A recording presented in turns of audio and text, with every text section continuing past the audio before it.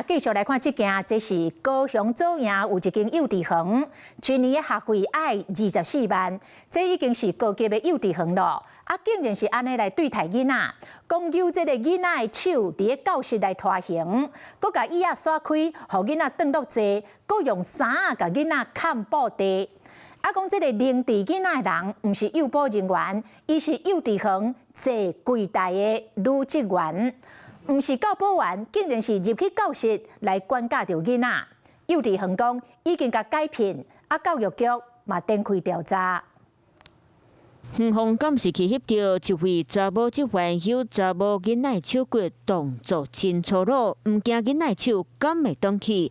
阁有一位囡仔兄嘛是同款，互拖咧行，甚至阁有一位查甫囡仔互用衫砍头，就亲像是伫咧砍布地，安尼对待囡仔，互大家拢惊甲屁屁喘。这几个月来，他就是半夜都会做噩梦，然后都会哭，也甚至跟他说要上学还会崩溃。我们要靠近他的时候，他会先说不要碰我，不要碰我，然后就赶快跑得远远的这样。3岁查某囝有2-3个月时间，人看起来怪怪，家长就向园方调监视器，想要到竟然看到家己的囡仔互人粗鲁对待，就向学区议员投诉，啊，若互人惹了的，就伫咧高雄左营区的这间幼稚园，当时袂晓管教这个人，更是教保人员。我们会让一个没有具有教保资格人员的这样子的一个人员在这个教学现场，而且还不断的出现这种暴冲式的这个管教方式。非幼保人员煞伫咧教室内底伫咧管教囡仔，园方讲伊是幼稚园的柜台查某职员，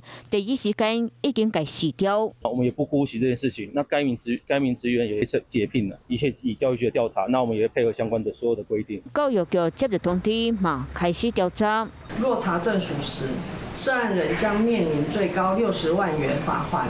园方将依情节面临减招、停招、停办或废止设立许可等处分。遐代志的家长讲，3岁查某囝已经伫咧这间幼稚园上课年外时间，一年学费24万，已经算是贵族幼稚园的等级。安尼顾囡仔，互家长拢唔感觉。最近已经互囡仔袂去上课，虽然当事查某职员已经去辞掉，不过对囡仔来讲，若听到要去上课，心内就惊惊。Hello， 我是蒋欣梅。想要抢先掌握最及时的新闻资讯吗？赶快订阅、按赞、开启小铃铛，锁定华视新闻 YouTube 频道。